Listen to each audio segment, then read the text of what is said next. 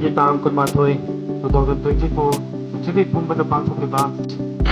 kasi belum lagi di kita orang belum usah belum yang pergi masih yo masih sana sih untuk bawa yang itu lah yo dari betul kan jadi ambil dana prayer atau sendiri tapi itu kan punya exercise untuk ini kan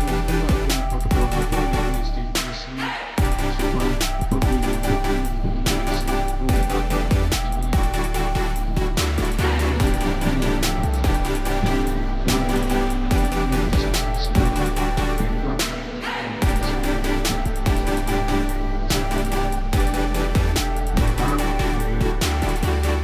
supaya betulnya kaya tosi saya sakit mau udah pergi dapat jadi itu kan kaya udah masih ini bagi yang duit apa itu paling itu kalau kita tunggu lebih tentang rumah tentang kucing tapi ini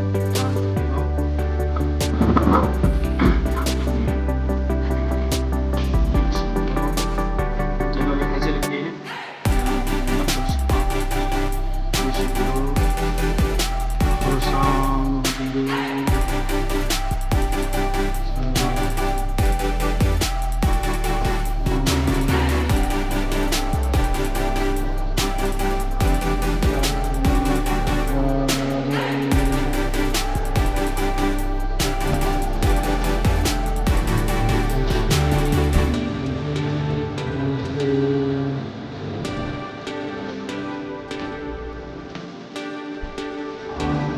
bisa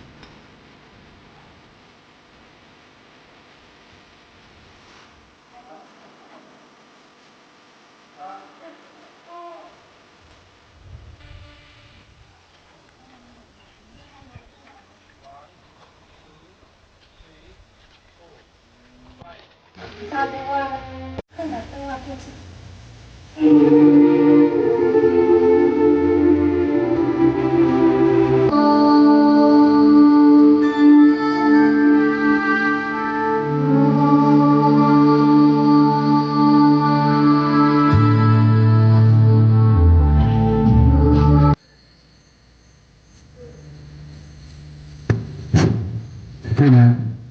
music ꯊꯥꯔꯤꯉꯩꯗ ꯑꯩꯈꯣꯏꯒꯤ ꯍꯛꯆꯥꯡꯁꯤꯡꯗꯨ ꯃꯄꯨꯡ ꯐꯥꯅ ꯄꯣꯊꯥꯁꯤ ꯃꯤꯠ ꯎꯏꯁꯤꯟꯕꯤꯌꯨ ꯁꯣꯔ ꯆꯪꯏ ꯇꯥꯅ ꯁꯥꯡꯅ ꯍꯣꯟꯖꯤꯟꯕꯤꯌꯨ ꯁꯣꯔ ꯍꯣꯟꯖꯤꯟꯕ ꯃꯇꯝꯗ ꯄꯨꯛ ꯆꯥꯎꯊꯣꯛꯄ ꯍꯣꯟꯗꯣꯛꯄ ꯃꯇꯝꯗ ꯄꯨꯛ ꯄꯤꯛꯁꯤꯟꯕꯒꯤ ꯇꯦꯛꯅꯤꯛ ꯁꯤꯖꯤꯟꯅꯕꯤꯌꯨ ꯑꯗꯨꯅ ꯑꯩꯈꯣꯏꯒꯤ ꯃꯦꯗꯤꯇꯦꯁꯟ ꯇꯥꯏꯞ ꯑꯃ ꯑꯣꯏꯅ ꯑꯩꯈꯣꯏꯅ ꯍꯣꯟꯖꯤꯜꯂꯤꯕ ꯁꯣꯔꯁꯦ ꯇꯥꯕ ꯑꯩꯅ ꯍꯣꯟꯖꯤꯜꯂꯤꯕ ꯁꯣꯔꯁꯦ ꯍꯣꯟꯖꯤꯟꯕ ꯃꯇꯝꯗ ꯑꯏꯪꯕ ꯅꯨꯡꯁꯤꯠꯀ ꯂꯣꯏꯅꯅ ꯑꯩꯒꯤ ꯍꯛꯆꯥꯡ ꯃꯅꯨꯡꯗ ꯆꯪꯍꯟꯕꯤꯕ ꯑꯗꯨꯒ ꯍꯣꯟꯗꯣꯛꯄ ꯃꯇꯝꯗꯅ ꯑꯁꯥꯕꯒ ꯂꯣꯏꯅꯅ ꯑꯣꯟꯊꯣꯛꯂꯛꯄ ꯑꯗꯨꯒꯤ ꯇꯦꯛꯅꯤꯛꯇꯨ ꯇꯧꯁꯤ ꯁꯤꯅ ꯈ꯭ꯋꯥꯏꯗꯒꯤ ꯂꯥꯏꯕ ꯑꯩꯈꯣꯏꯒꯤ ꯃꯦꯗꯤꯇꯦꯁꯟꯒꯤ ꯄ꯭ꯔꯣꯁꯦꯁꯅꯤ ꯌꯥꯔꯤꯃꯈꯩ ꯈꯨꯠ ꯁꯥ ꯂꯦꯡꯕꯤꯗꯅ ꯃꯄꯨꯡ ꯐꯥꯅ ꯄꯣꯊꯥꯁꯤ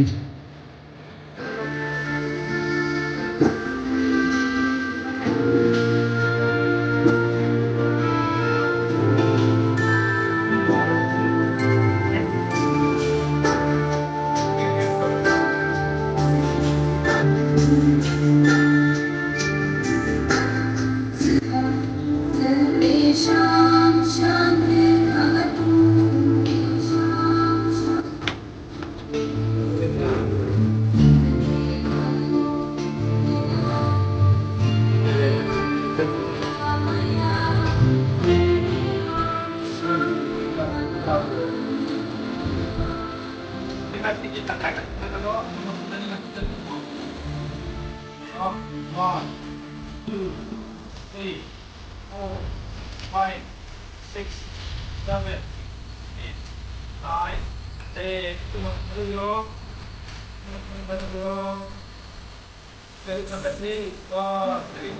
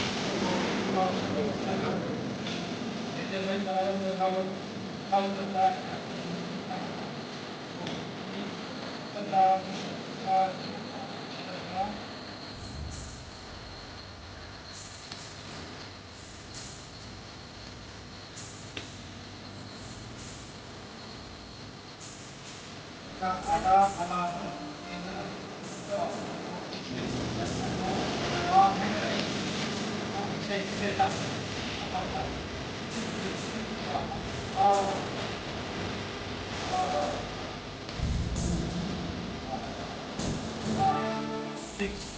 seven,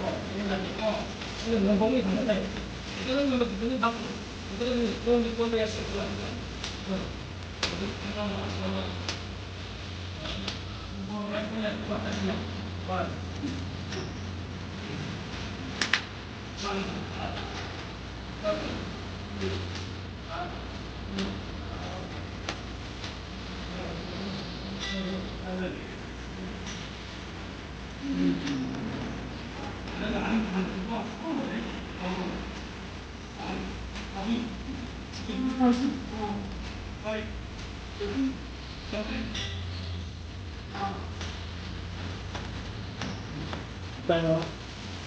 Ang kandilo. Mga naganda sa may layo. Aga 그 해간다 아기 이닝시가 이닝가 순수는 거 피디 좀 주자게 많이 손을 하는 거요. 이거 내가 내봤다.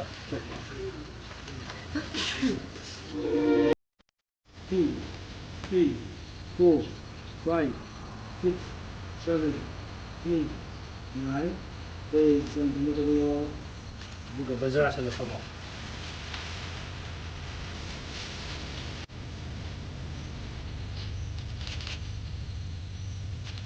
Nga magana ko tulay kung sa pagkakit ko.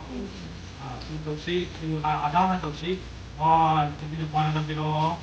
Two agad may tunggu siya. 1, 2, 3, 4, 5, 6, 7, 8, 9, 10. Kung ka na tayo kung sa loob na hindi tayo. Yung mga namin ng daw ka muna natin ng ko. 1, 2, 3, 5, 7, 8, 9, 10.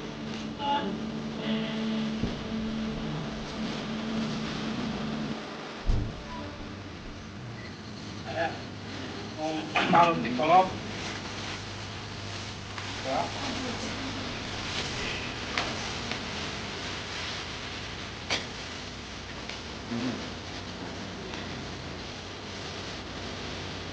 Kok, katanya. Kita kau ni kok, kunci tu kau deh. Soalnya tanggung nama kau di panen, tanggung kan nama kampung kau yang baca ini mata maya apa. Ini mata maka, kunci tu kau saya sih saya tidak itu. Soalnya kau ni kok, sangat itu. Ayo sudah kau tu, kau nak banyak kok. Ini tak naik main kunci tu, wah tak kunci tu. 这个锅巴的非常好。估计这个光菜，估计这个光菜说明菜的大多数都。你这个菜就是那个，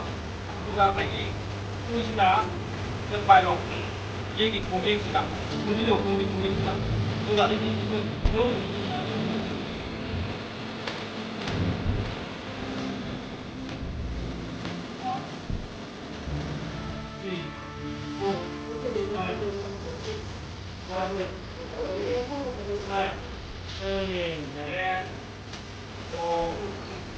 然后那个的，那么大是那个里面吧，那拉回的不多。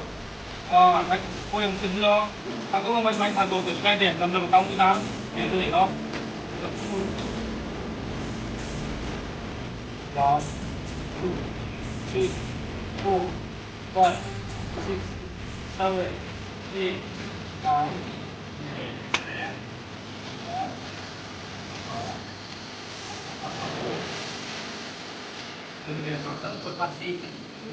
10.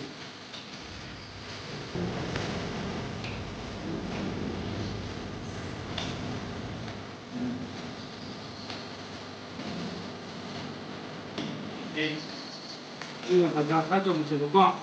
saya beli. Anak semua ada, mereka beli. Semua ni macam tu, bukan sama tu. Baik, nanti kali.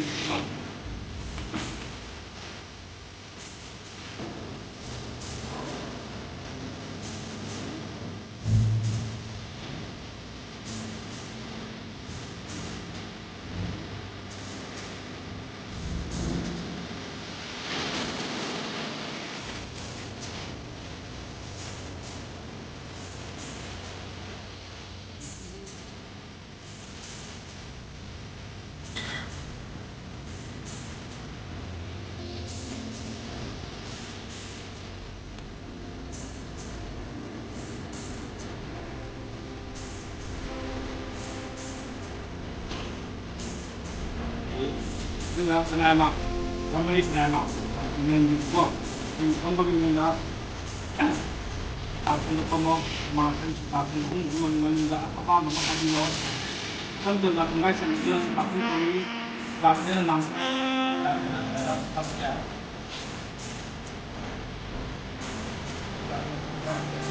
Kau betul enggak? Ini betul betul yang kita.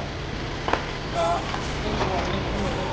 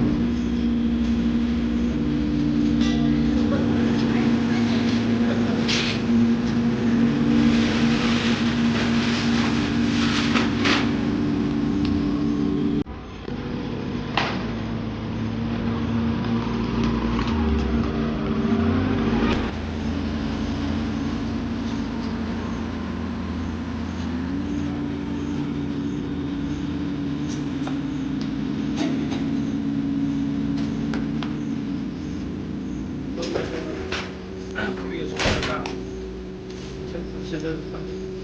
itu jangan mudah begitu. Jika mudah, ya sudah juga ya betul ya terlalu di sudah semua di depan ini rumah buat di depan ini kita gitu ini sudah mungkin tahun tahun sih ada tempat di rumah aku tadi sih satu kilo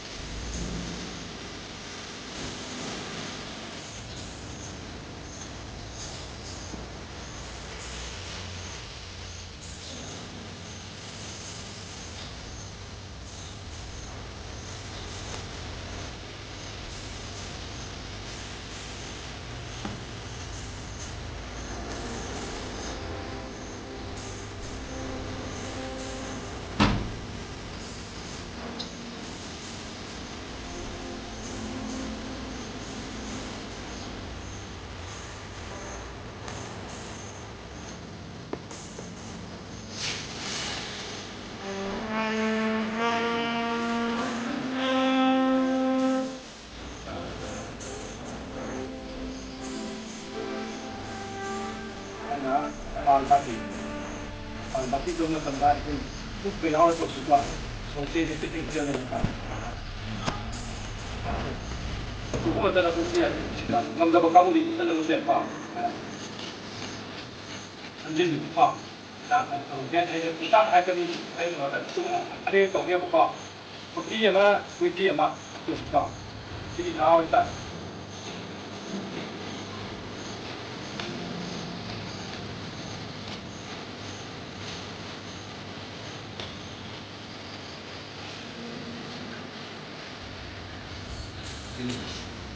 tanam ambil bunga uyau punya pak bunga uyau di buka kau sih tak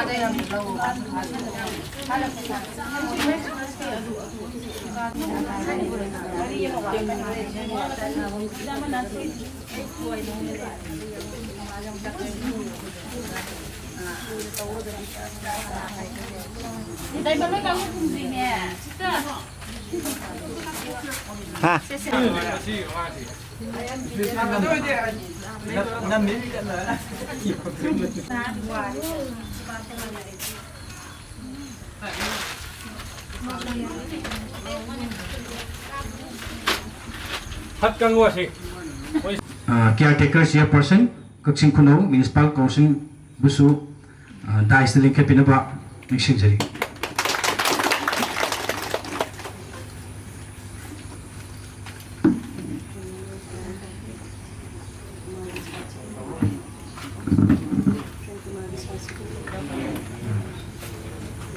Quickie dignitaries in the Dice Link Pagmatunda. Quickie Chambakudon, Pipin Anaba, Quickie Stop Sing, Kokshinjari.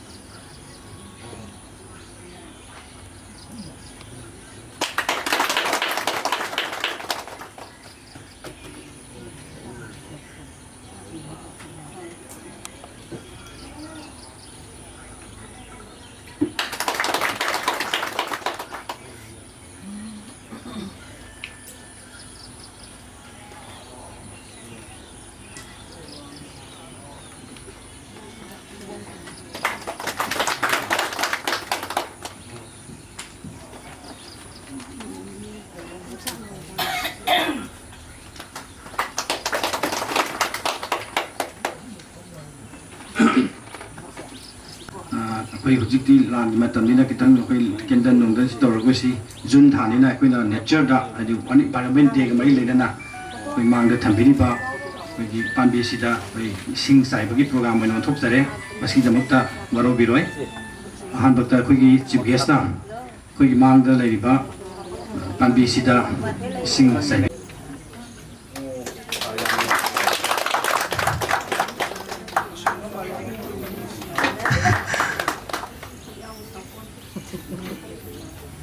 Kokshinjari. Nasi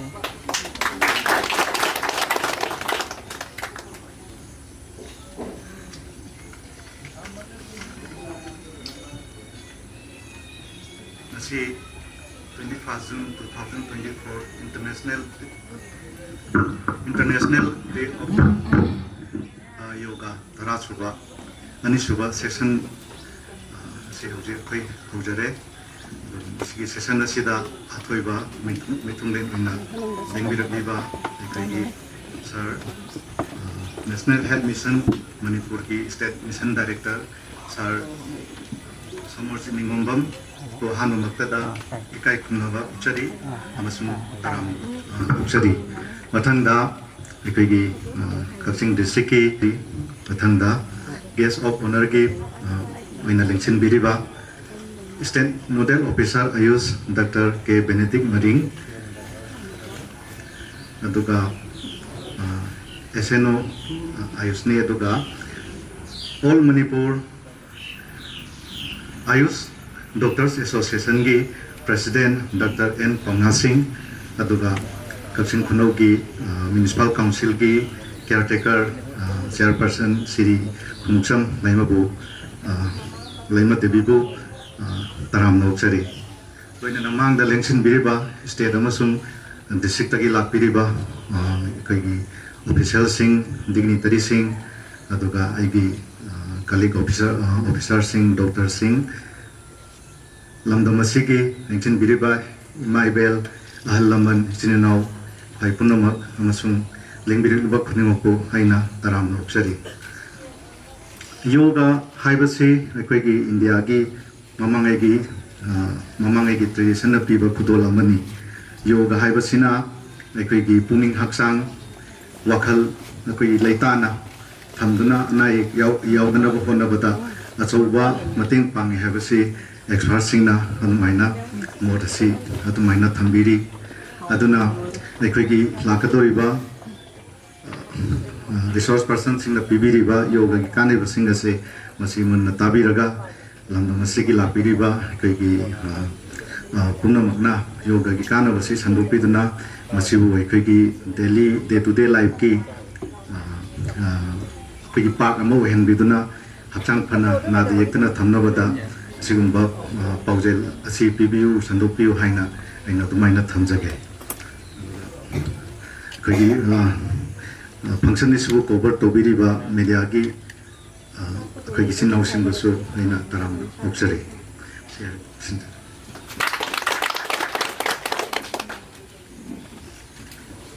Tagay sir makhatar program aina masigi function asigi keynote address bibinaba Dr. N. Amrapati Singh MO Ayush Pusu daisa kausinjari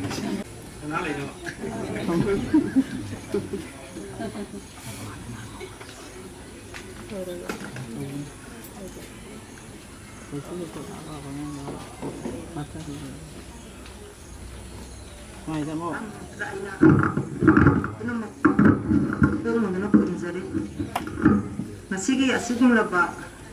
Tarasuba International Day of Yoga 2024 Suba function asigi may tapil diba kuni request kagunam tiksaraba kogi Singi Director Sasmajiku ina Hamutku Nuna Kumzari Kakunam Sari aduga kogi Kakching District ki Sasiabu Buso ina po Nuna Kumzari Kakunam Sari aduga kogi YSNO kay Ayuski Khunou Kumzari aduga Dr. Pongha Ayuski Joint Secretary Khunou Kumzari aduga kogi Kakching Khunou Chairperson buso ina madam sa ko ina kumjeri nasisi kunda amna nungaiba harauba ama phawi joga dega mai lenagal na aro kay na ko gi sar samosi matam kya dage kon engage orga hadi lakpa sung sa gi da bhatal asi di yogi ra pasi atugi matik isuna thoja hana koi kung da phauje bada akoi ngasigi Timbiriba mayam punamukta masigi koi zoga gi importance kai no hebase ade koi sada amadi samaj da khangan si habugi pandan ni leisi adu masigi theme da irisi what is yoga for self and society haiba ado yoga hasi karino haiba khangba ka oi what is the meaning of self hasina karino na society hasina karino asi ko na khangbam da ka oi ado yoga hasi yam pak so ba dugumba system kalam ni yam scientific so ba art so ba na what is yoga hasi definition ko gi central council gi kana hatang ai mayanda pathok sage what is yoga haga nam ko na pidisi yoga is essentially a spiritual discipline based on an extremely subtle science which focus on bringing harmony between mind and the body. It is an art and a science of healthy living. The word yoga is derived from the Sanskrit root yog, meaning to join or to yoke or to unite. Semana piye yoga se. Ana yoga basi mai magi hadi ko muni resisting na ato pa jam na mogi adum atale balance of mind awa wada ba nunga ba mathoi ka da ba si yoga ne na tapi. Semana yoga gi atraji adogi mati mani pak sa pare ado ko no hoji ko na sanari ba sajen sina asana yoga asana is a part of yoga. Si yogi part amane ba tari system na phali system ko dimaki manung organ myam se yoga asana na loina ba afaba effect pi bangame ba ana ko na laina ko dimakta ko na yoga du anab dadi magi specific yoga kra tongana therapeutic yoga na tongana thami bipi wangana du sana ba ya da ba mana loina laijai adana ngasagi aina laknu point di sel haji karino si ada ko na hakang phaganda hakchang da phaba yade wakhan ju phagada bana bi hek salisi wakhan ga hakchang ga ani pula salisi kari mangi no ba hakchang ga phaba yada bar haiba ko se ara wa mental hasi gas adana de two things ani surya ko se asi mayam ne realize obi ba na masagi siap haiba wai se hana ko realize obta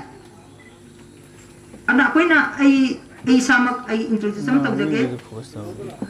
ai samak si raj yoga gi student amani sin sahita hele ini ojare si adu da ayona phogi ba ayona phamgi ba nungai ba do ing mayam da sharing tau jage adu puna mato hadi mayam su kambyo zani am saranda his isoi bunga ngasi kudong te ba thupi gano ha pun da khalise isoi lai ba khalai ne ba adu na connection ji am lai ba aduge divine connection je akona logo bu yoga ko ya that is called meditation ko ya meditation is branch of yogi part amani aduna meditation to budni amaro ise kona na mentally phani hata di koi mental ki sinjak pije bataya na mental ki sinjak se koi positive thinking wakal phataga di ai wakan ana badu oire akona khala pukna ga de hek koi na divine connection je kamai to koni koi ne security doctor moina akoina yoga kanda individual songa subin songa inen to ba dum da haiba ado gyan suka ta da ba ado hoi ngasi di yam nongai ba ino killer be khadam la sai alo sinjani mayam aduna nasagi solaji haksang simu salari ba sam ha ba da hawa gari da driver na thoraga hawa gari du seli driver du da hawa gari da thaw pa ba hali thaw pa ba handa ga hawa queen so ha ba gi na thaw wasina ko sinjak ne ba ko na digi matik sinjak si afaba sinjak sari matik sinjak sabada khar samna wahi mana masing samna sari matik haksang phaba si oirani adage mak driver dina mak gari thong matam da asin ba chin da ba yenga thogani adumaina akogi mind na driver ni koi thawai sina driver ni mind na yam section na thogom da ka oya ro mind ni care si da makta masagi set phaiba to koi mind se asi phan se habina ado akona divine connection nama aina mayam da aina tojo practice to hajage ai thawai amane koina samna haibada koigi kayani electric wire gi manung da copper ama yauri ba adu copper ani du samnadra gadi bulb tu ngaloi haba adu mai to da koina meditation torom dai da body connection da ba soul connection da ai thawai amani I am a peaceful soul, I am a loveful soul, I am a knowledgeful soul, I am a sign of God. I am divine soul. Aduga I am a point of light. I pisum mani kata lakta nang laiba istara mani khanbiba. Aduga I connection je I gi ipa akogi thawa ipa je kon God Father. Ipa sum mangalni. Adu ma di karino ocean of love. Orisi. Adudung mai source ya kona ningsingaga ma bu matak tagi ma hi mangal se I gi soul connection to. This called divine connection. Samay to guna kona karam awat pa Santi Sakti nungai basi ako na pamni. Asna aduna mayam do iswara gi source of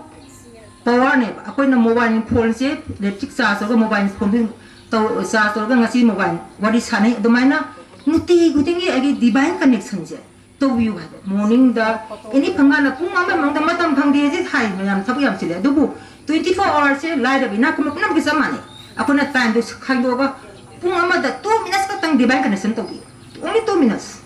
or 1 minute office ta thamga gas asi ako da charging am pigani ado ko na hajang phaganda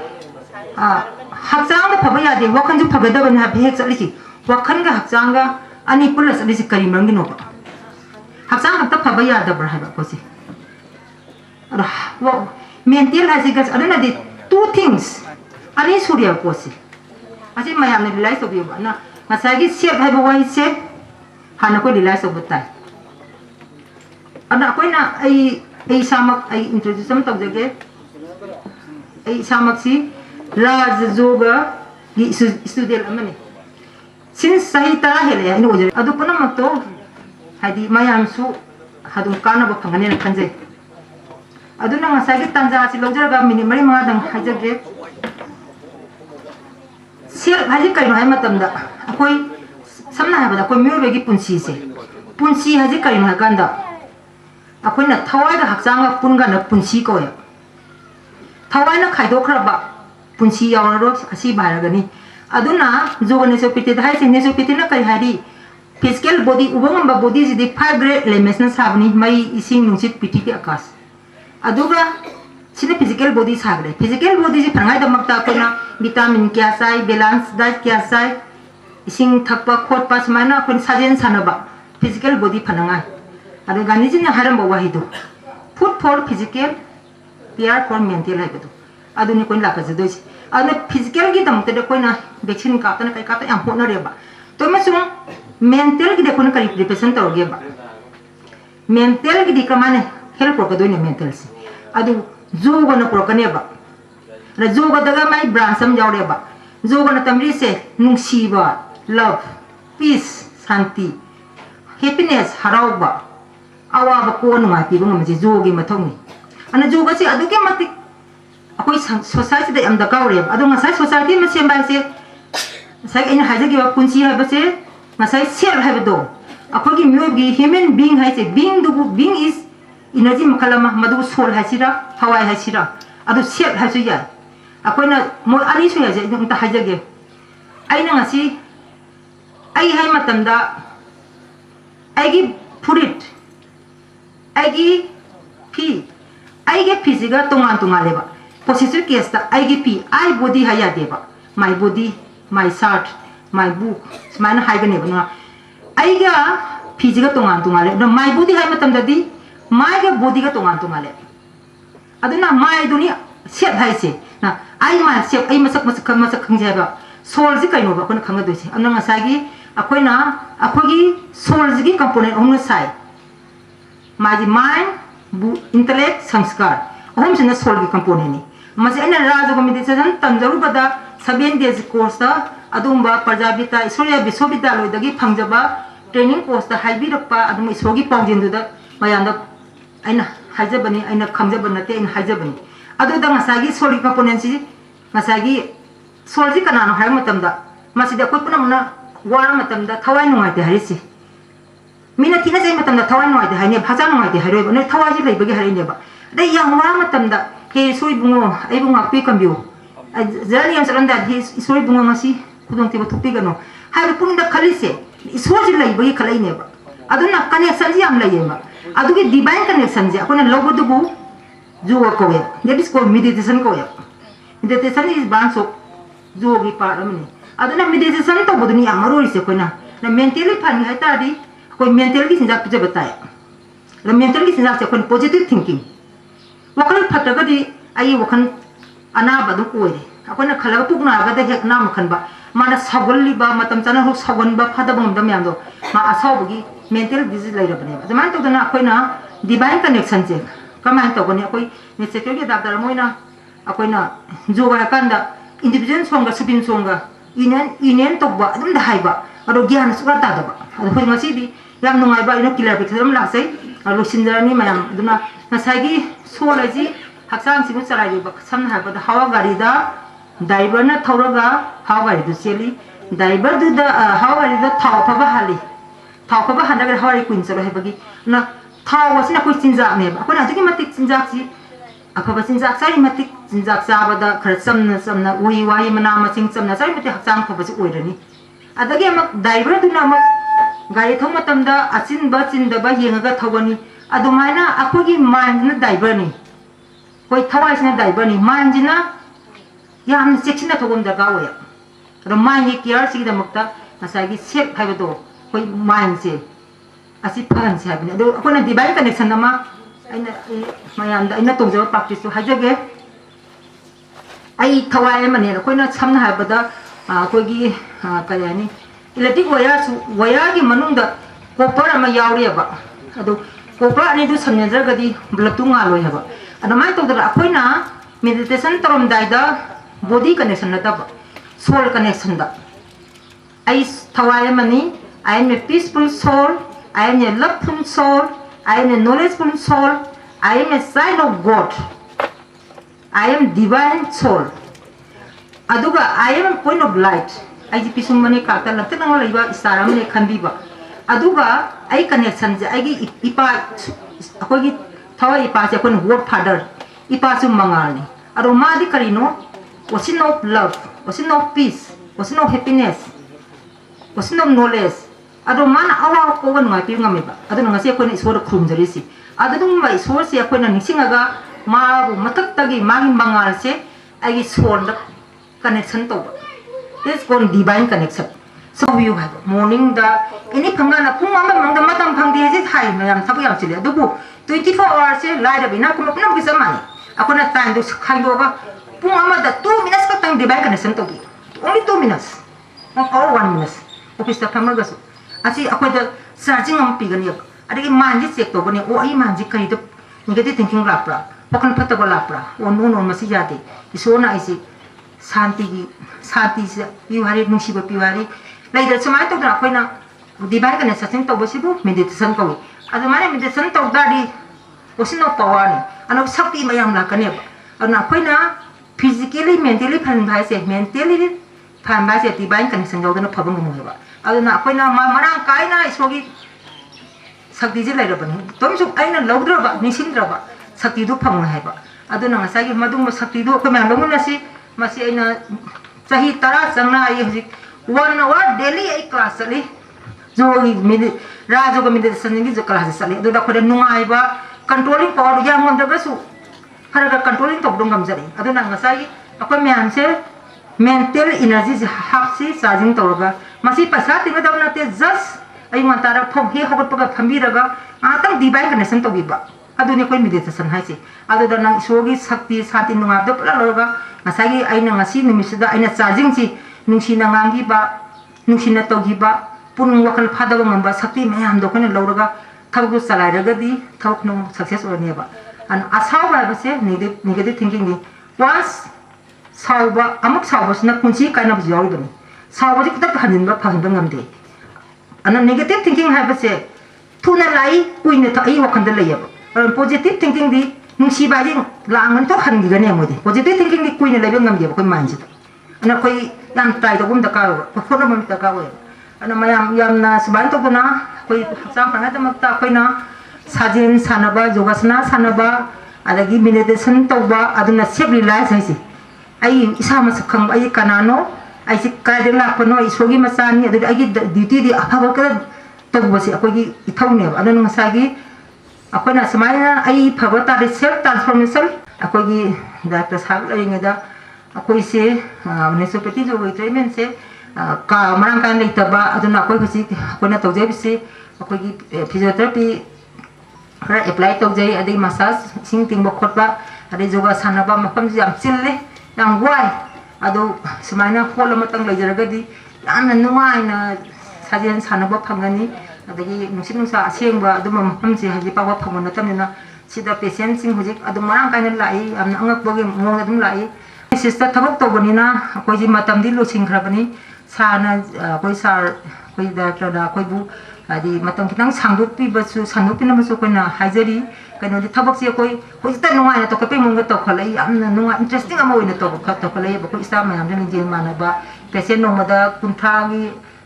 di kumai kuma la pas main to gai amna karani nuai bam je phangjari na sana koi ni security hospital doctor singsi matang extension to bi so adugi chance loga hajari sar waro biro sa si da mutta aduga hujik koina nagan dadi muto boire ko aduna masagi 1 hour exercise sanabiba exercise sanabada adugi mati mental jo control to bisi amating pange ada meditation to biba pona maksi akogi sehaga matang sida pusin jage thank you all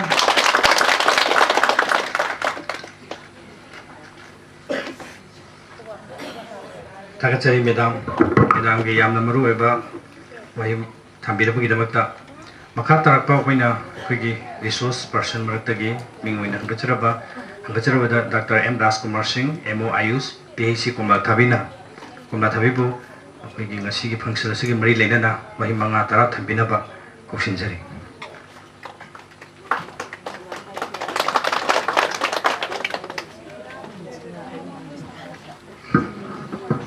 Thank you, Prem Kumar.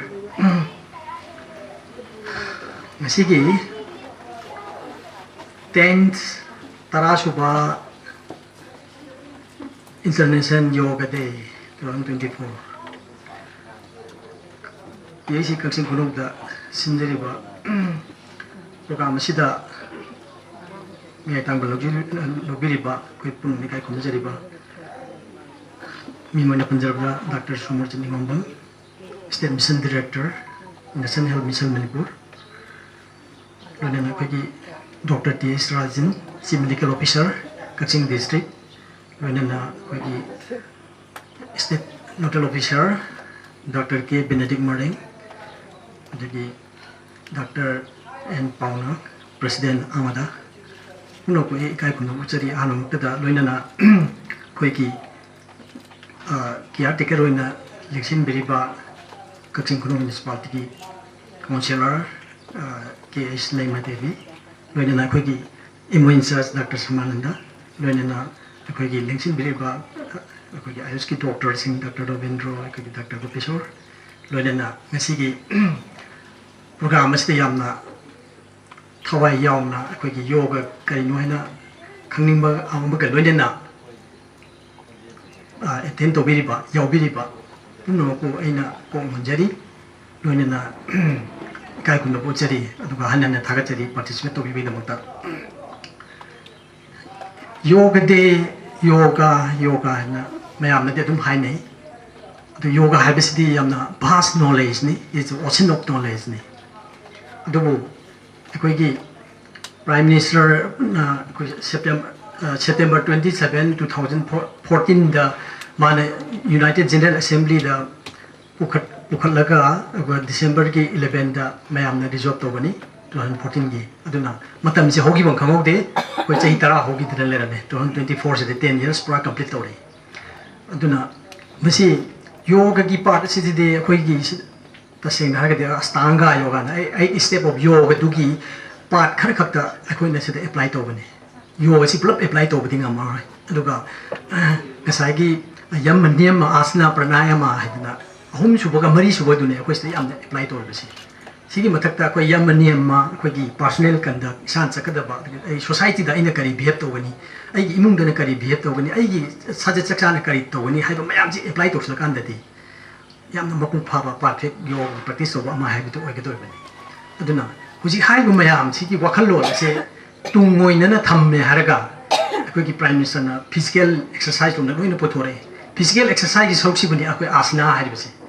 aduga breathing exercise is hoktu bani akoi pranayama na pothore bisi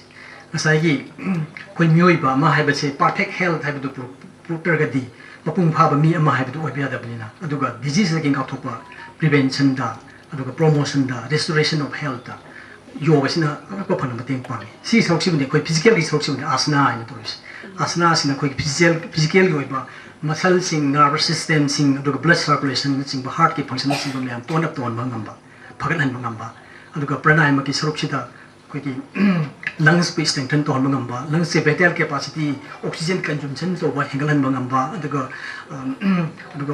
oxygen exchanged oxygen carbon dioxide exchanged help ꯇꯧꯕ ꯌꯥꯝ ꯍꯦꯟꯅ ꯃꯇꯦꯡ ꯄꯥꯡꯍꯟꯕ ꯉꯝꯕ ꯑꯗꯨꯅ ꯄꯨꯝꯅꯃꯛ ꯑꯁꯤ ꯊꯝꯃꯦ ꯍꯥꯏꯔꯒ ꯑꯩꯈꯣꯏꯒꯤ ꯌꯣꯒꯁꯤ ꯌꯣꯒꯥ ꯍꯥꯏꯅ ꯄꯨꯂꯞꯅ ꯍꯥꯞꯆꯤꯜꯂꯛꯄ ꯑꯗꯒꯤ ꯕꯣꯗꯤꯁꯦ ꯅꯦꯆꯔꯦꯜꯂꯤ ꯑꯗꯨꯝ ꯁꯣꯟꯊꯈꯤ ꯑꯩꯈꯣꯏ ꯐꯤꯖꯤꯀꯦꯜꯒ ꯑꯩꯈꯣꯏ ꯃꯦꯟꯇꯦꯜꯒꯁꯦ ꯑꯗꯨꯛꯀꯤ ꯃꯇꯤꯛ ꯌꯥꯝꯅ ꯔꯤꯂꯦꯁꯟ ꯌꯥꯝꯅ ꯀ꯭ꯂꯣꯖ ꯔꯤꯂꯦꯁꯟ ꯂꯩꯕꯖꯥꯠꯅꯤ ꯃꯁꯤꯒꯤ ꯈꯨꯗꯝ ꯑꯣꯏꯅ ꯍꯥꯏꯔꯒ ꯑꯩꯈꯣꯏꯅ ꯃꯤ ꯑꯃꯅ ꯍꯩ ꯆꯥꯕ ꯃꯇꯝꯗ ꯇꯤꯟ ꯆꯨꯝꯃꯤ ꯑꯗꯨꯅ ꯇꯥꯛꯄꯗꯤ ꯑꯩꯒꯤ ꯃꯦꯟꯇꯦꯜꯗꯨꯅ ꯃꯥꯅ ꯍꯩ ꯆꯥꯕ ꯁꯤꯜꯂꯝꯒꯗꯕ ꯈꯜ ꯀꯥꯟꯗ ꯑꯩꯒꯤ ꯁꯤꯀ꯭ꯔꯦꯁꯟꯗꯨ ꯇꯧꯔꯤꯕꯅꯤ ꯁꯂꯤꯕꯥ ꯁꯤꯀ꯭ꯔꯦꯁꯟꯗꯨ ꯑꯗꯨꯒ ꯆꯞ ꯃꯥꯟꯅꯅ ꯁꯦꯝ ꯊꯤꯡ ꯑꯩꯈꯣꯏꯒꯤ ꯃꯦꯟꯇꯦꯜ ꯁꯤꯀ꯭ꯔꯦꯁꯟꯗꯨꯒꯤ ꯃꯦꯟꯇꯦꯂꯤꯇꯤꯗꯨꯒꯤ ꯃꯇꯨꯡ ꯏꯟꯅ ꯊ꯭ꯔꯨ ꯍꯥꯔꯃꯣꯟ ꯁꯤꯀ꯭ꯔꯦꯁꯟꯗ ꯑꯩꯈꯣꯏꯒꯤ ꯗꯥꯏꯖꯦꯁꯟ ꯄꯣꯋꯔ ꯑꯣꯏꯕ ꯌꯥꯝꯅ ꯁꯥꯎꯕ ꯃꯇꯝꯗ ꯆꯥꯛ ꯆꯥꯗ꯭ꯔꯕ ꯑꯩꯈꯣꯏ ꯃꯤ ꯂꯩꯇꯕ ꯃꯇꯝꯗ ꯆꯔꯥ ꯍꯦꯟꯗꯣꯛꯏꯕꯒꯁꯦ ꯑꯩꯈꯣꯏꯒꯤ ꯁꯤꯀ꯭ꯔꯦꯁꯟꯁꯦ ꯌꯥꯝꯅ ꯋꯤꯛ ꯑꯣꯏꯕ ꯌꯥꯝꯅ ꯁꯣꯟꯊꯩ ꯍꯥꯏ ꯑꯗꯣ ꯀꯔꯤꯒꯨꯝꯕ ꯀꯥꯟꯗ ꯊꯣꯛꯇꯦ ꯍꯥꯏ ꯁꯤꯀ꯭ꯔꯦꯁꯟ ꯇꯧꯗꯦ ꯍꯥꯏ ꯌꯥꯝ ꯁꯥꯎꯕ ꯃꯇꯝꯗ ꯑꯩꯈꯣꯏꯒꯤ ꯃ꯭ꯌꯨꯀꯣꯖꯦꯜ ꯂꯦꯌꯔꯁꯤꯡꯁꯤ ꯉꯥꯡꯁꯪ ꯉꯥꯡꯁꯤꯜꯂꯒ ꯂꯩ ꯍꯥꯏ ꯁꯤꯒꯨꯝꯕ ꯃꯌꯥꯝ ꯑꯃ ꯁꯤꯒꯤ ꯍꯥꯏꯔꯤꯕ ꯃꯌꯥꯝꯁꯦ ꯑꯩꯅ ꯁꯨꯝ ꯍꯥꯏꯅꯤꯡꯒꯗ ꯁꯨꯝ ꯍꯥꯏꯕꯁꯨ ꯅꯠꯇꯦ ꯑꯩꯈꯣꯏꯒꯤ ꯃꯦꯅꯤ ꯊꯥꯎꯖꯟꯁ ꯄꯦꯄꯔ ꯑꯩꯈꯣꯏꯒꯤ ꯋꯥꯔꯜꯗ ꯔꯤꯁꯔꯁ ꯇꯧꯔꯒ ꯄꯨꯊꯣꯛꯑꯒ ꯑꯗꯨꯝ ꯂꯩꯈ꯭ꯔꯕꯅꯦ ꯌꯣꯒꯒꯤ ꯃꯇꯥꯡꯗꯗꯤ ꯃꯦꯅꯤ ꯄꯦꯄꯔꯁ ꯂꯩꯔꯦ ꯑꯗꯨꯅ ꯍꯧꯖꯤꯛ ꯍꯥꯏꯔꯤꯕ ꯃꯌꯥꯝꯁꯦ ꯄ꯭ꯔꯨꯞ ꯇꯧꯔꯒ ꯑꯩꯈꯣꯏꯒꯤ ꯄ꯭ꯔꯥꯏꯝ ꯃꯤꯅꯤꯁꯇꯔꯁꯤꯅ ꯑꯩꯈꯣꯏꯒꯤ ꯄ꯭ꯔꯣꯒ꯭ꯔꯥꯝꯁꯤꯗ ꯍꯥꯞꯆꯤꯜꯂꯦ ꯍꯥꯏꯔꯒ ꯑꯗꯩ ꯑꯌꯨꯁ ꯏꯟꯇꯤꯒ꯭ꯔꯦꯁꯟ ꯇꯧꯁꯤꯜꯂꯒ ꯉꯁꯥꯏ ꯑꯩꯈꯣꯏ ꯗꯥꯛꯇꯔ ꯑꯃꯔꯥꯞꯅ ꯍꯥꯏꯕꯗꯨꯅ ꯑꯩꯈꯣꯏꯒꯤ ꯌꯣꯒꯒ ꯅꯦꯖꯣꯞꯇꯤ ꯁꯤꯁꯇꯦꯝꯁꯤꯗꯤ ꯀꯩꯅꯣꯅꯤ ꯄꯨꯔꯥ ꯋꯥꯏꯠꯅꯤ ꯄꯨꯔꯥ ꯗ꯭ꯔꯛꯂꯦꯁ ꯍꯤꯂꯤꯡꯅꯤ ꯁꯤꯗ ꯑꯦꯛꯁꯔꯁꯥꯏꯖ ꯍꯥꯞꯆꯤꯜꯂꯛꯄ ꯏꯟꯇꯤꯒ꯭ꯔꯦꯠ ꯇꯧꯁꯤꯜꯂꯛꯄ ꯑꯗꯨꯒ ꯑꯩꯈꯣꯏꯒꯤ ꯋꯥꯇꯔ ꯊꯦꯔꯥꯄꯤꯒꯤ ꯑꯗꯨꯒ ꯑꯦꯛꯁꯇꯔꯅꯦꯜ ꯊꯦꯔꯥꯄꯤꯗ ꯏꯂꯦꯛꯇ꯭ꯔꯤꯛꯀꯤ ꯃꯦꯒꯅꯦꯠꯀꯤ ꯃꯈꯜ ꯃꯈꯜꯁꯤ ꯃꯊꯦꯜꯁꯤ ꯍꯥꯞꯆꯤꯜꯂꯒ ꯑꯩꯈꯣꯏ in addition to the medicine sida mateng pangsil halapagi wani aduna akhoi PAC sing kano sing che temple la moina laisang moina ontho yaraga ngasai PAC sida phangba facility sing sida ngasai gi medicine da natana in addition to medicine ngasai koi exercise jokslapa de man ngakang machi yamda phamaga meditation sorga magi wakal lu concentration tawjapa adun ngasai gi wakal da muk concentration torpa habese ai ko chai chai lamba ithak ipom nai na chelamba blood circulation gi the hormone secretion gi nak ki impulse mayam si phade doini adumaina PAC si temple gi mong thokpa aduga ngakang ai gi darka ho to the water therapy gi ba the electrotherapy gi ba physiotherapy gi ba the hujiki latest ko gi Chinese gi method acupuncture loina ko gi anuba doctor sing hujik posting lai ba BMY sing sida loina ba acupuncture expert ngapani aduna nga ki immediate lift tawang khang daw matam da so sa acupuncture sing se loina hapsilakpa ademana especially ko NCD da halwal ba mi sing da nak pa sida amuke hena ko gi ayush ki system sina mating pang ngawani haina khali adu bathakta koina non medical oiba sai massage therapy gum hapsilakpa manipulative treatment hapsilakpa adagi yamna ngamba capacity da koi yoga gi exercising joint movement chingba stretching exercise na chingba si hapsilakpa matamda ngapru khangna kana gani aduga centers sing asida kuskya ba facilities si leiragati hena kogi yubi jati da kana ba bigani haina khale adun sai gi kogi keno da team da kogi yoga for self and yourself and ai isa ma su perfect koi ba atu dan na ai gi imung manu keroi lekai aduga moru mapang sing da chu mokoi ba chu tampi ba takpi ba practice to hanbi ba adu wargati amuk hena mabun pha gani aduna thank you ngasi gi program asida lengsi dire ba mayam bo amuk ka khurumja ko na matang shai tension jari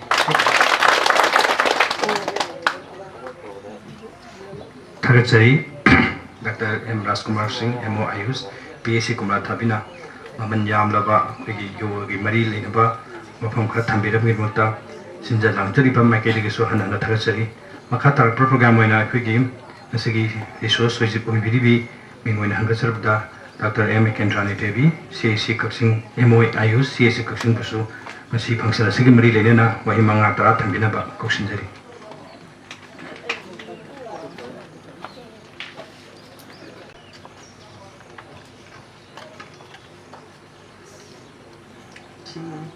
Sigumlaga 10th International Yoga Day hongdokpagi day si Kakching Khunou sida pangthokpagi thoram asida mayagi tanggal lobiriba lengbirakliba akoigi Chief Guest ki phamamlamda Dr. Somorjit State Mission Director madi President phamamlamda Dr. T.S. Rajan Chief Medical Officer Kakching Senu Dr. Benedict Guest of Honor da Dr. N. Prauna Singha President of Amada and akoy ngasigi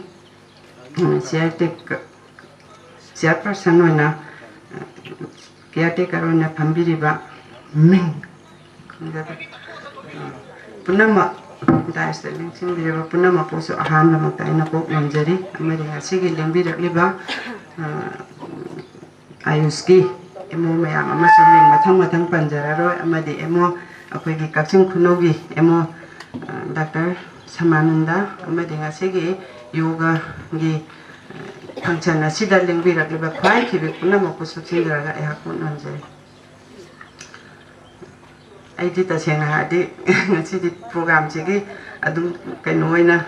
lakjabandi kaino ai research person oina di tawjabanate adubu akoigi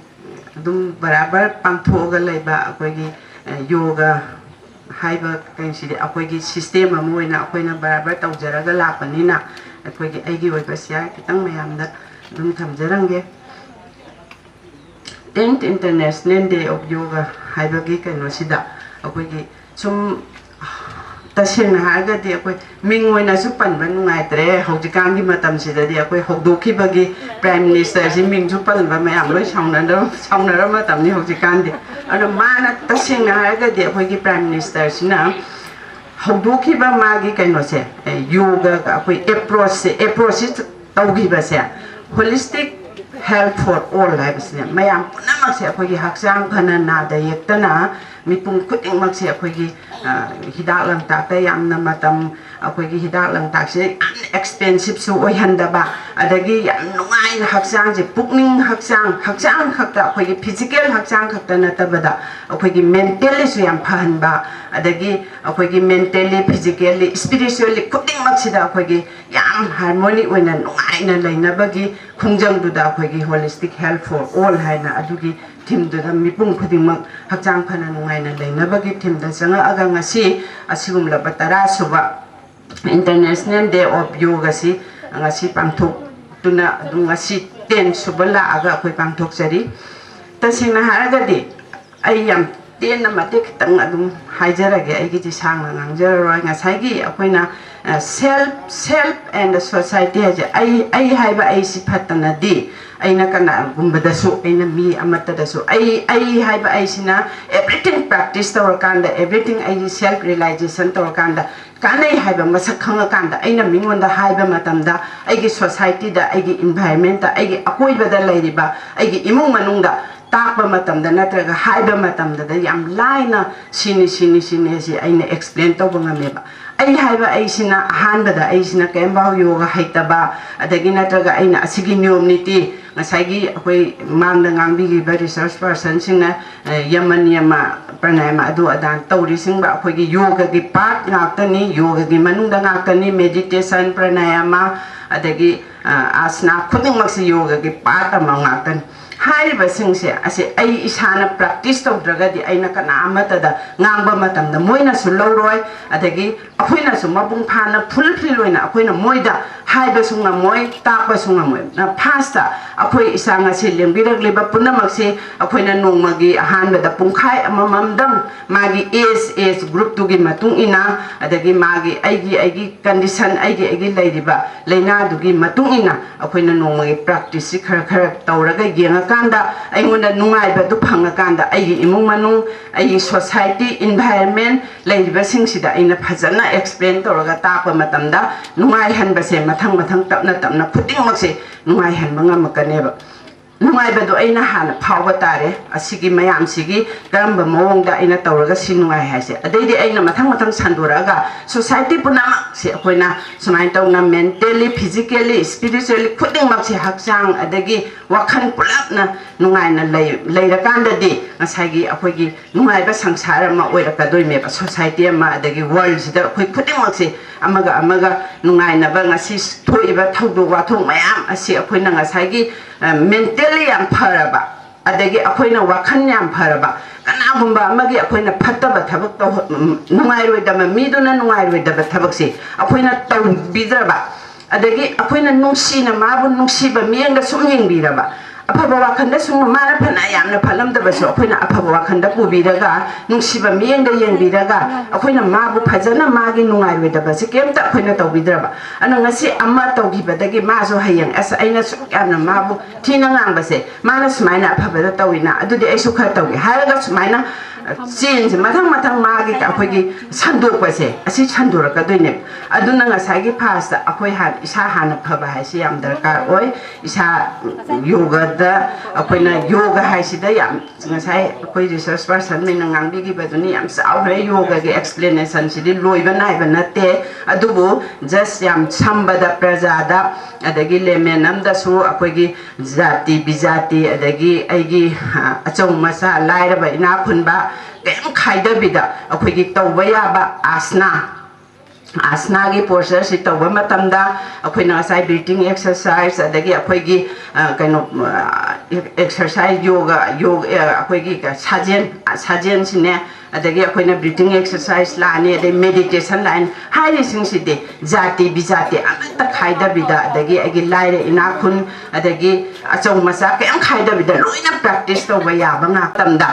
तपना तपना अगी mind से अदुम change लाई अदुगी मतुगिना अगी चिंजाकसु वखनजे तपना लापदुई मतुंगना चिंजाकसु change तौरई ngसाइगी अइना क्वा फजना सारगा अंगांगदुना इमुंगदुदा संगागा यु थकपा मतमददि अइना नंग तौगुनु हाइबा यारोयेबा मासु अदुम नंगदिना हायकनेबा असुमाइना हाइदनगाइ मोंगदुदा अइ हाना perfect अमा ओइबा ताबा अदुगी मतुंगिना अइना सोसाइटी दोसु अफबा पुरकनी सुमाइ तौरगा ngasiगी yam हाई नबदी मैम ले समझिनजरगे सुमाय तौरगी प्रोग्राम लेंबीरब मैम पुनमुसु युम युम चखरगा नोमगी एक्सपर्ट तानबीरगा योगा है कईनो है हौबीरगा अदगी लापीरीब खुदिमकसु हयेंदगी मिनिट 5 10 एप्लाई तौबीरगा करीनो अदु खंबीरगा होटनरगदी अखोइना ngasi पांथोखरिबा अखोगी याम ममन लेरबा डॉक्टर डायरेक्टर मैम अमा लापीरीबा सिंगसिगी अखोगी कानबा लहोबदो अदु हयेंदगी दिं हांगाक्तंग प्रैक्टिस तौबीरगा अदगी तुंग कोइना अगी इमुंग मनुंग अदगी सोसाइटी एनवायरनमेंट पुनमकसे अखोई खुदिंगमकसे वखन नुआइना नादा यक्तना लेमिनबा ngamba ईश्वर निजरी असी हारगा लोसिंजरी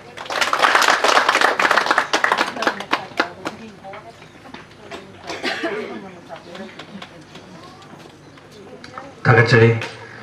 मैडम की ममन यामलबा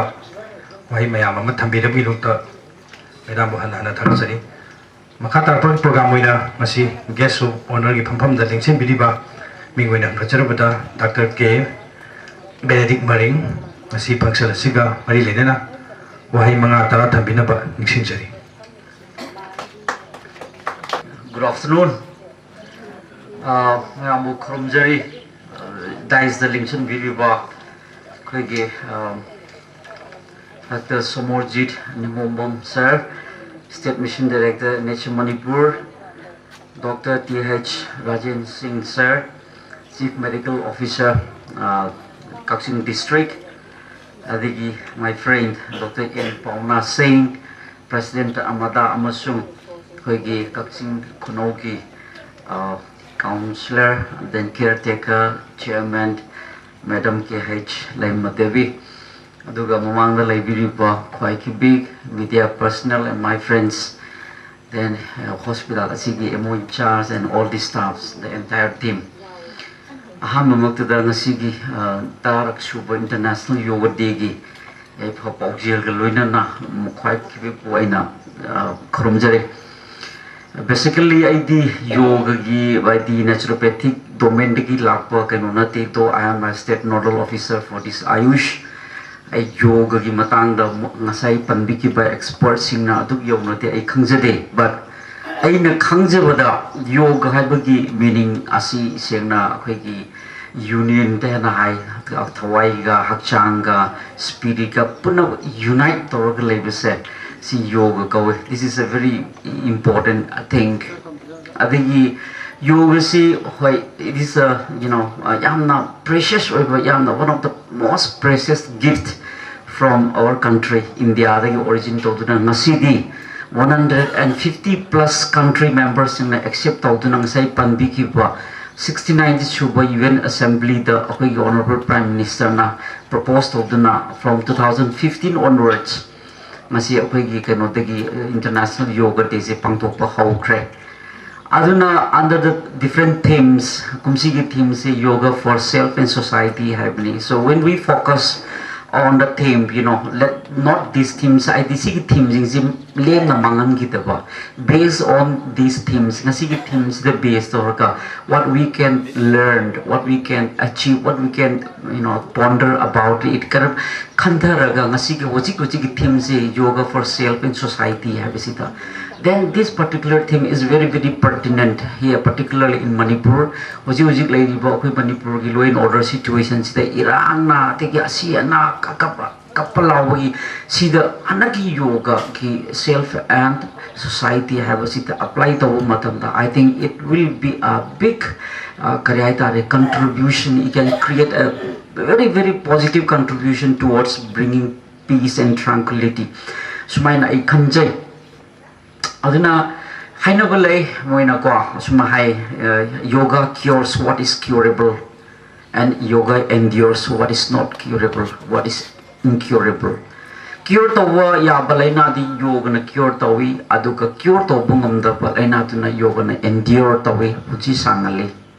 haibani kanose yoga se. So masidi dharma laiti ngasai panbikre. Basically I belong to Christian but I do practice yoga daily. My yoga daily tawi doesn't have anything with my religion. Kamdanate sidi aduna yoga si some kantang kitang bata do minati masi dharma da community da then akogi kanoto pushalaga yamna based on my honaji but this is absolutely wrong. Then hojiki asi akuna tawriba se sena ga ngasi si akogi 21st June ni this is summer solstice happening ko. 21st June is the longest day of the year ne. 21st June ngasi na kwadi sangma numit ni aduna government of India na so punsi sangna ba haidana amambagi saruk na tenba angan bagi saruk na sangba haidana ngasi gi 21st June se punsi nung sangba oina na ba mayam se India hadiba lady India da lady pa citizen sing khuding makse punsi nung sangba oisanu haidana hadiba ngasi 21st June asipo ku International Day of Yoga haina identify toro ka thammani aduna aigi asum aigi hygienic bati hadiba ngasi International Day Yoga si na maram oiraga ngasi gi sangraba numit ngasi di numit kwadi sangmani ko kumsi chahi gi wena ngasi na kwai sangma numit oidine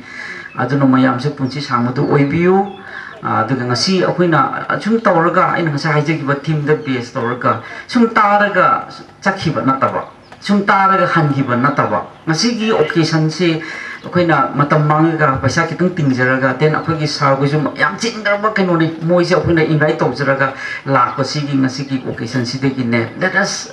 pledge and let us take some resolution. I should say some resolution. Aduna let us akoi ngarang dagi ngasina kitang better oinaba better day better life onaba haide ngarang dagi ngasina kitang haide kitang better life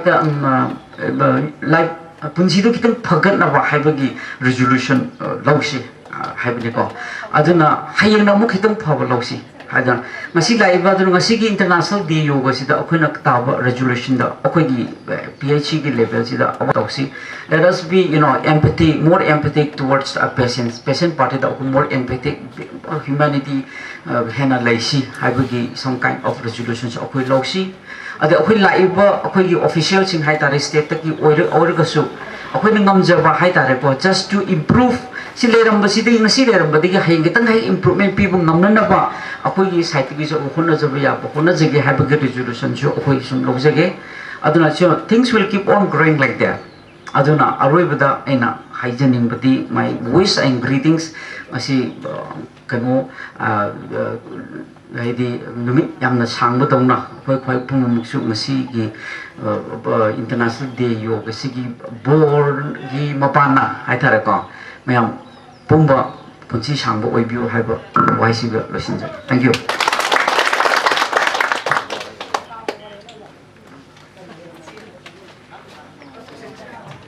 Tagachari sir sarana mamanyam laba wahi mga tara tambiram ginamta sinjarim lanjariba makedegi handa tagachari loina makha tarapa koi ngasigi keso onergi pampam langdaling sin biriba mingwina hangacharbada Dr. N. Pongna Singna masigi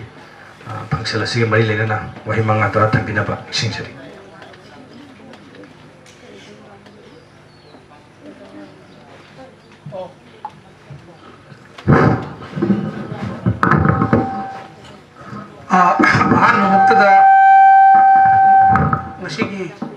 program sigi chief guest ki from Nangdaling sing biriba sir Dr. Nimam Somorjit madi nandam sigi chief medical officer ki thoku biriba Dr. Sarajen amadi state nodal officer Ayush Benedict Marine amadi ngasi Kakching ki chairperson caretaker Madam Lema Busu Hamok to the Khunou Uchari Amadi Gasigi PACSC in charge official officers Amadi Bangdiling Chin Biriba Landamasigi Alaman Singh Laiguru Singh media person Amadi Ayahaka Timoina Lamindari Infalum Dagi Dr. Singh Busu Ayakna Masigi Tarumasida Khunou Uchari ngasi malem gi tara suba yoga gi program asi ngasi mafam asida pangthokpagi maram se ayaki wakhalda mafam asi hana dagi su ayhamna yoga and nature cure gi sumaina tawbusi ayhak mafam atai da su udri aduna mafam asi ekoi gi ena chemna inception lakpatagi sida tabiraiba akhoi thawai graba dedicated doctor singna isang sinna uning wakhal kathokpa loinana tawbirakpadagi masidi ma praja singnasu kanabadu phange aduna masigi kanaba se akhoina ministry da su akhoi khange aduna masigi hairiba jaga se akhoina manipur gi oina yoga nature kioda khwaidagi phaba district ni haina su akhoina government so koi masi laptop tun lai grabani aduna ayush ki part am oiriba yoga nature cure se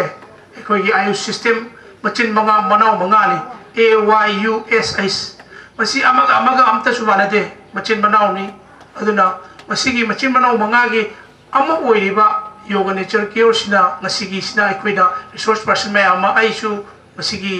sidagi natte aisu ayurvedic tagini tabu yamna naknaba poda madedum oiri aduna ngasai dagi ekoina resource person sing sina haibira ko matungina hakjang phawai se ka shoiramdre pungning wakhal leitana leiba se pesa masi hakjang phawairambe khoina masa phadana masal chaudana mapambom chaudana masa phawairamdre pungning wakhal leita base adu khoi hujiki thabak sina khoi huju leita tabu ngakne mayam se akhoi irang sinoi bsuai natraga akhoi matam sina chinjalakpagi sina oi bsuai da pungni wakal leita drebo na pungni wakal leita dragadi ana mayam haure habse akhoi huji ngasi gi ngasai mamang thambi mayam dra su khange aduna world health organization aina haksel gi group chobu mayam siki magi organization body chobu sina su kai habirami haksang phaba habse kaino haksang phaba is a complete state of physically mentally, spiritually, well-being, and merely absence of disease and infirmity. Other Haksang Pava is a Masapa to Makanate, Pung Wakan, Tong Manana labor, Haksang Pava, where a member. Other Haksang Pava have a sea or never get a Mukta, a Koi Haksang, Mio wishing say, yoga tausi exercise tausi haiba exercise tau haibane ba ko mi ko de mak loi advice tau exercise tau adu matam sina chinjal puna ko exercise tau gam de ko hujiki matam sidi bagdor matam ni khu fingertips ta loina learning mo pona tne ba ai mobile le sele adagi po chei singsu ai online de change le adai kitchen phangi inak le re adai stair character lift ta tau sele na inak ta loina ko lengak tre ba movement was le ba she ke dore movement wala ko de ke dore ana ba se ani khak thok le ramel infectious sa ma mai matang na na ba ma khoi na wai thaina diarrhea cholera na yam si hai huji ko thaina si ba adu gu si ke storom dre ai chai bi ma ya ma khoi thaina matam de yam kinaram mi hauji moi ma sa yam phana le re ba ai chai bi patient me corona ai khoi irak ta dum le ri huji dum loi tumin na le gre si mo mai matang na to huji si khoi yam yeng ba lai re ba khoi control to ngam me adu khoi de lu ru bi 70% of anaba se kai do me hai ka ne non infectious or me ko still lo yaw lady 75% BP hypertension ko no hypertension hai ba anaba diabetes ma India da yam na kana anaba mani diabetes 1/5 of the population is sweet hai ni ako yum thong within the diabetes le re adagi sum hypertension diabetes cancer mayam ama le re sibu ana mayam siri isa da gi loin proton ba produce to ana bo le me adra sigu musing se ngak thok kan ge hai ta ga di ekoi exercise to siam da ka thai aduga yoga hai bisi su yam package ma cha me exercise ne ai gi yum da to ya ba ai gi ka da to ya ba physical exercise ne ma sai gi loin mak to to so asana pranayama aduga ba yoga me am do kar to ya ba aduna yoga to wasing sisu hujiki scientific loine thai da gi le ram hai nasi da gi chei lising ma ani gi mamang da gi le ram bo ram akoi ne meditation to bukan da akoi ne salar lai na khang bukan da o mai na law ma di loine khang na re akoi moni ri sim to o mai law ada scientist amana research scientific ke yeng kan da om law du kai no atopa a hai bi adra na kha yeng bukan da o mai wai sing sina koi brain gi hypothalamus stimulate to wai oi le ram aduna mi khudima yoga to was phai exercise to was phai sigum sing sinai koi gi anaba kaya dagi amadi pungning wakhal kaya dagi meditation week ni pan to roba sang sina meditation sang nai na to roga lakpa mi amadagi non meditation to mi amada kari khenna ge haiba kanda mangonda asaw se father ngam de meditation to dobsina meditation to usina asaw se father ngam mi adagi plus hujiki viral flu mahik sing se moi da thajan ba matam da mokhoi da adugi resistance nga thok pa ngami haiba gi data ma ma koi thenai ba aduna yoga sing se hujiki class sing se koi angang macha sing gi school gi sing se so koi yoga class hapsan lu haiba gi moi da yam yaure maram di India se hujiki obesity da angang sing da koi da gi noi ba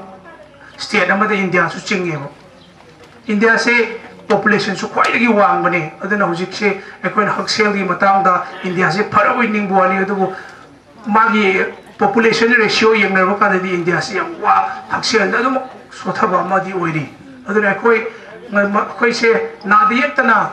leisi nadiyek tana leina okono matam da nadri da naga yeng budi hujik ai naga kan dai lai matam da phagi da basui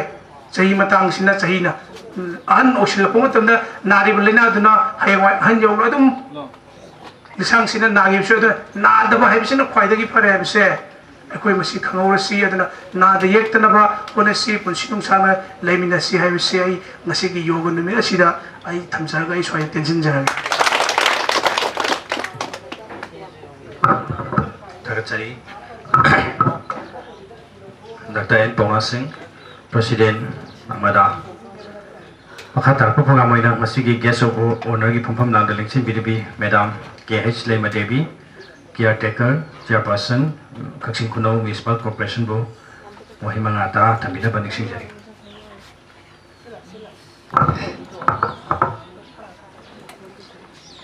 aina ahamba maktada langdam masibu konbiriba sorbo kokno na khulumjari loinana ngasi Tararak Suba International Day Yoga 2024 Celebration Committee PIS Kakching Khunou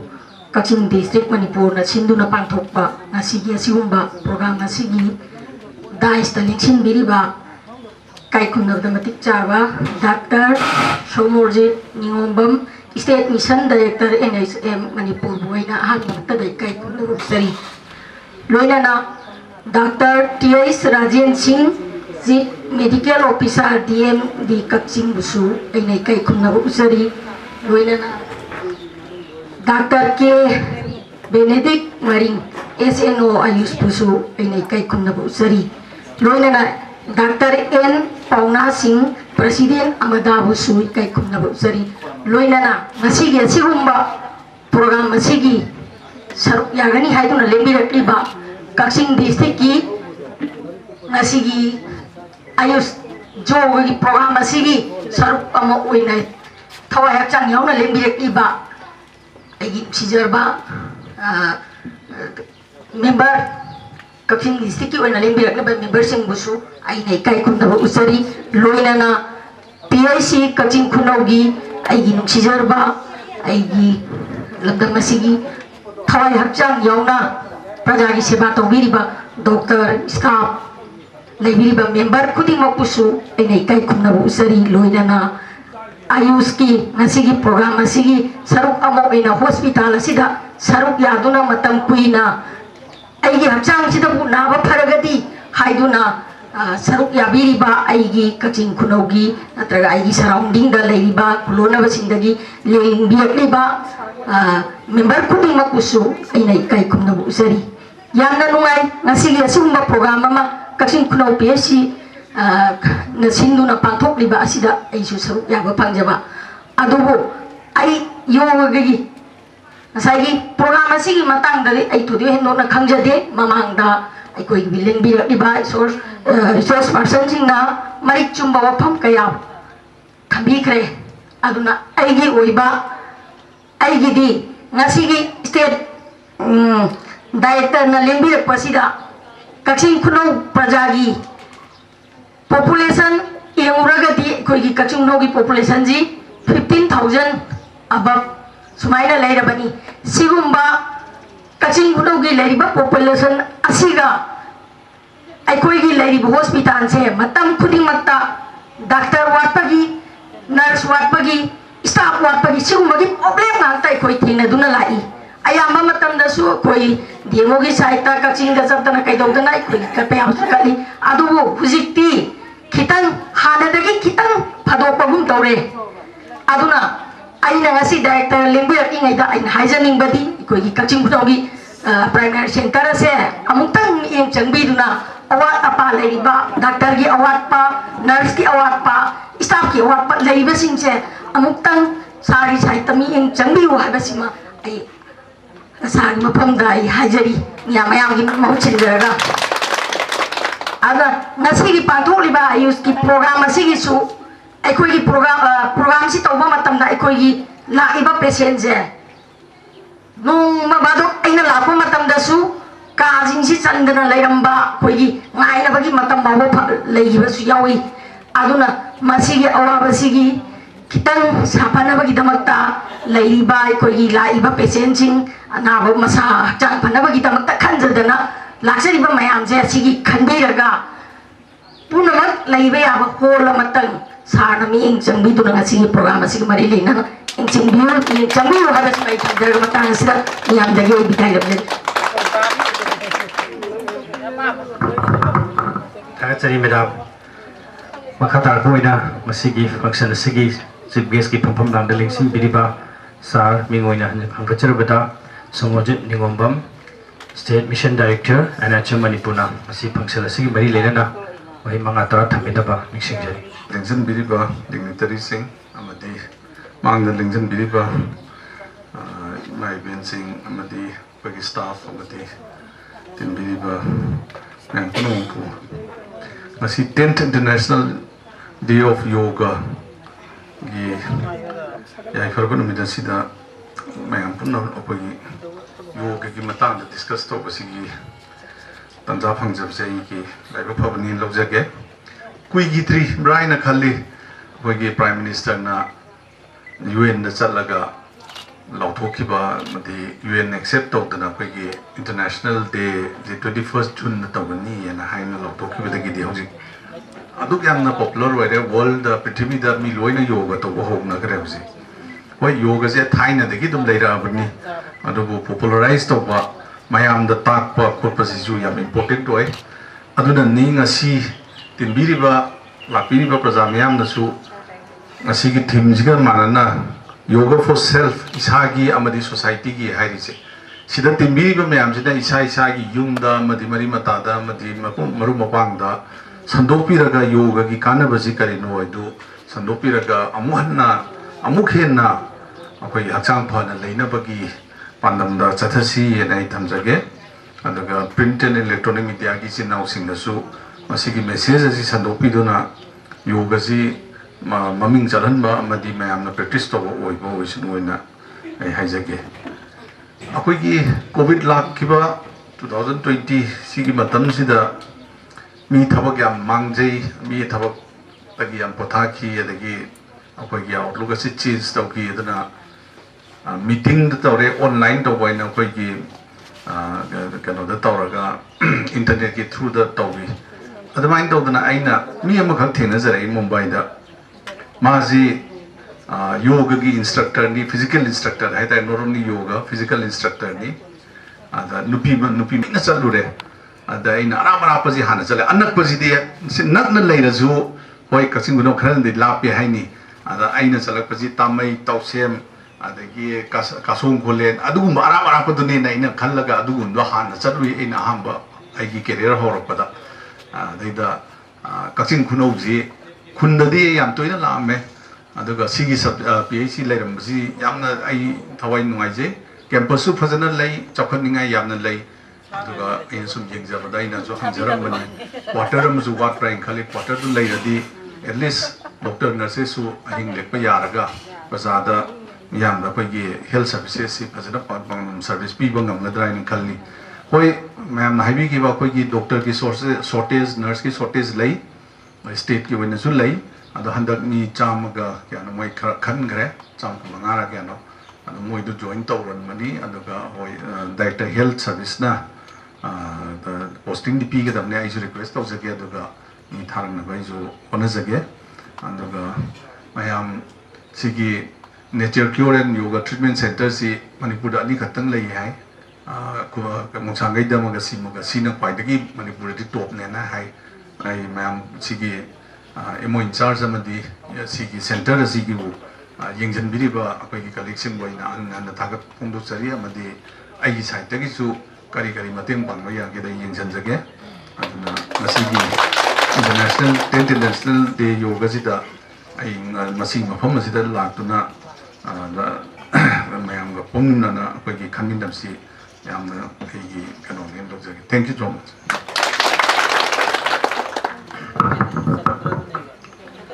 Tagachari sir. Makata program oina khoi ngasigi president ki phampham lang election biba sir mingoina hamkacharabada Dr. TH Rajan CMO Kakching busu paksala si mari lenena wahimang ata thamina paniksin.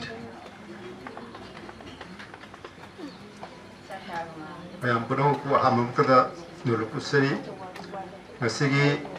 Tara Suba International Day of Yoga gi celebration asida mai tangman election diriba kai khunajaba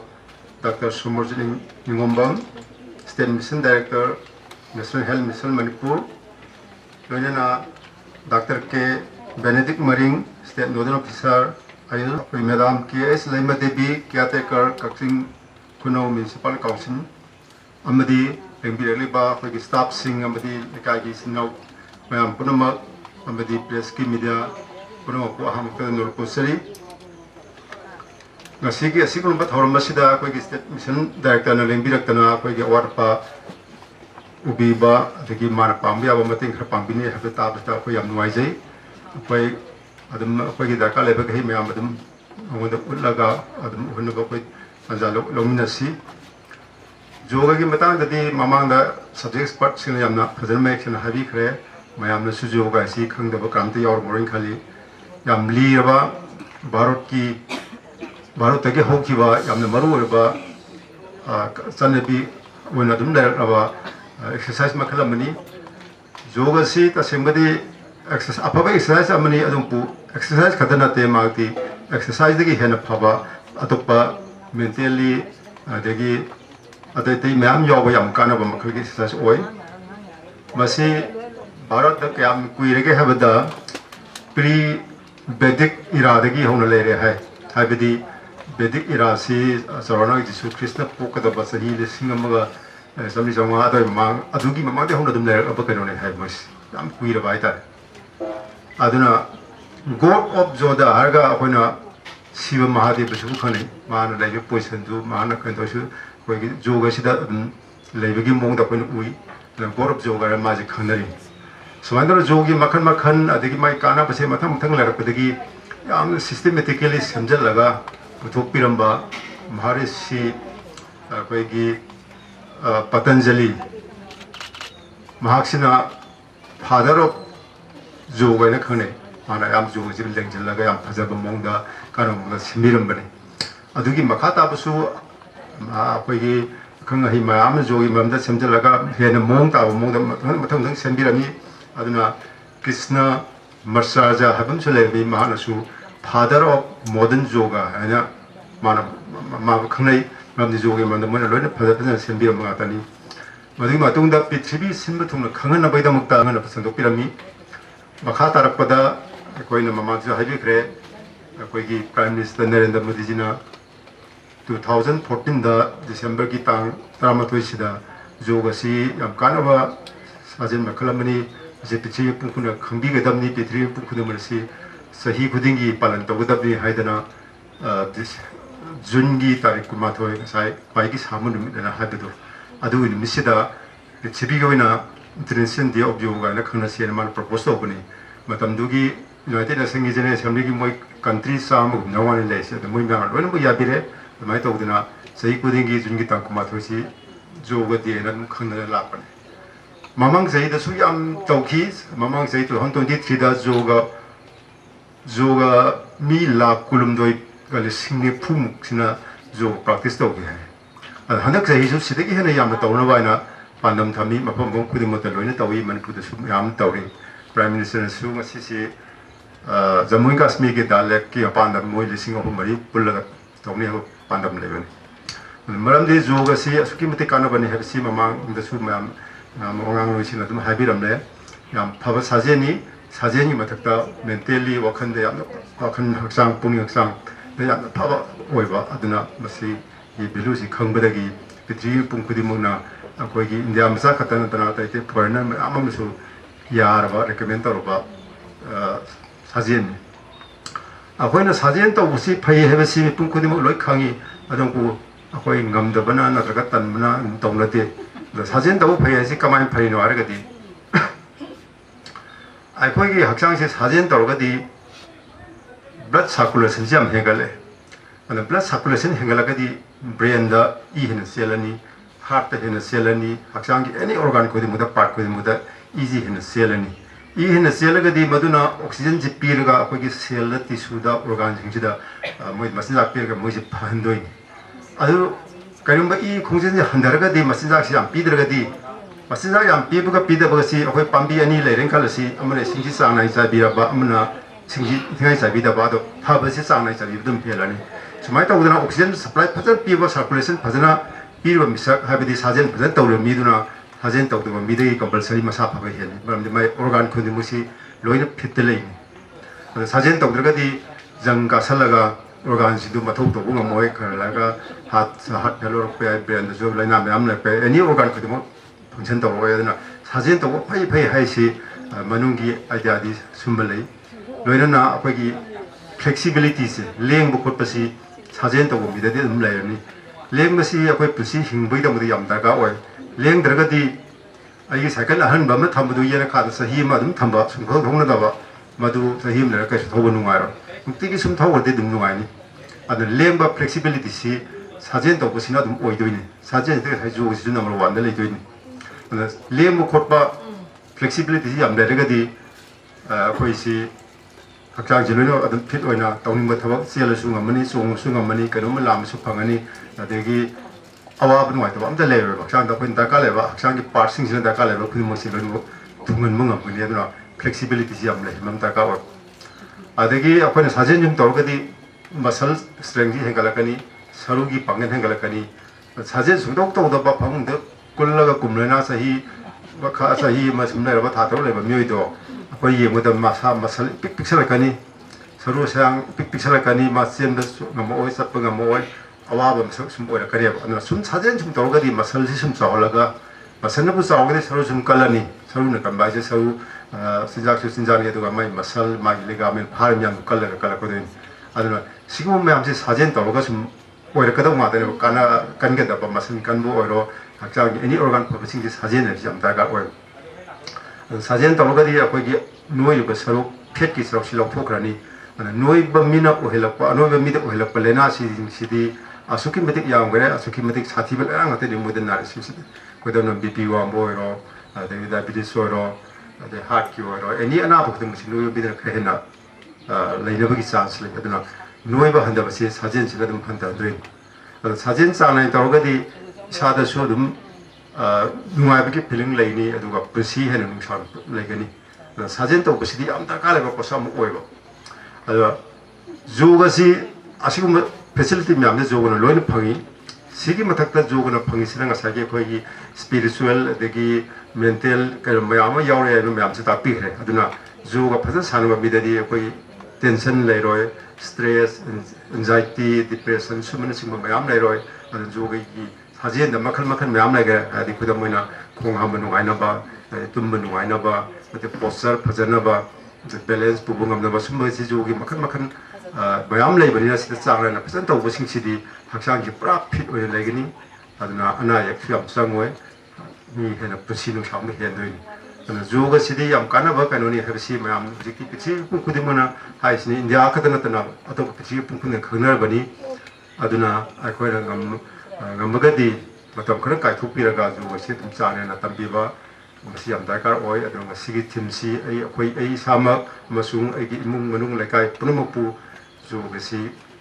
khangalaga sigi awareness pibiraga mayam punuma sat fit mena rena ba aduma pandamni masi azara sa message Tagachai sir makha tarapoina sigi pangsar sigi board of thanks bibina ba Dr. A. Buto Bising MOIUS PHC Kakching Khunou Dice the Kakching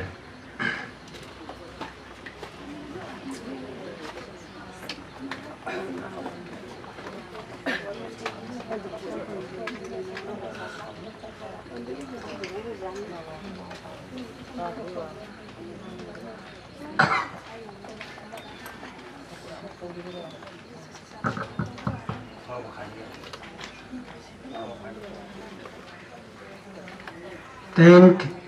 International Day of Yoga 2024 Celebration Committee PHC Kakching Khunou Kakching District Manipur Hariba Numit Asida Function Asigi Mapu Biliba Dr.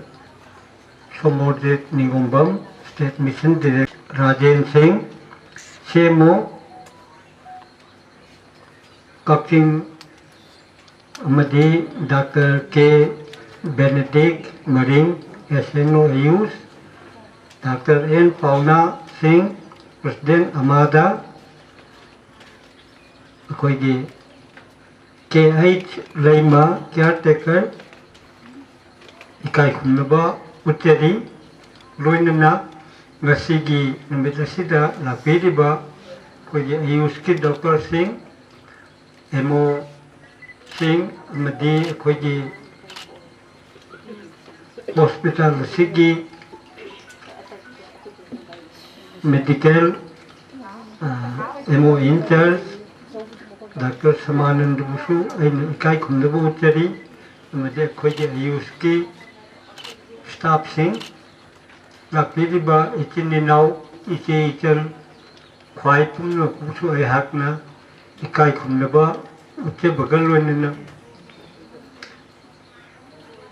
Ok Nona Khurumjari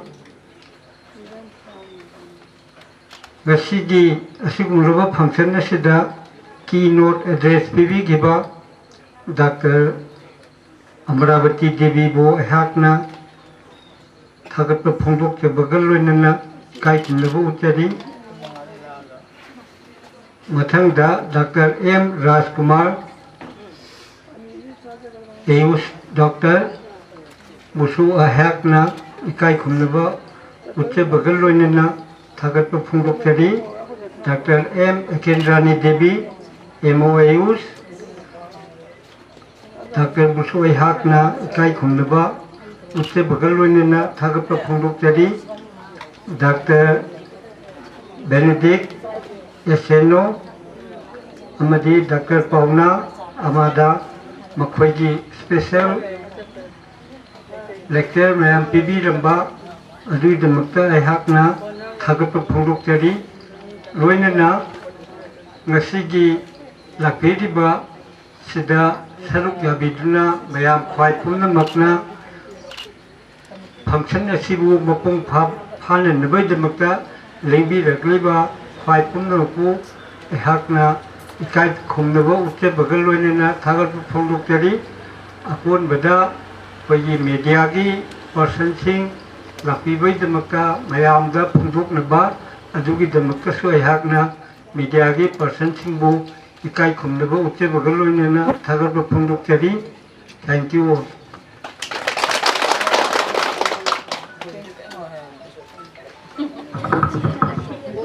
Thank you, sir.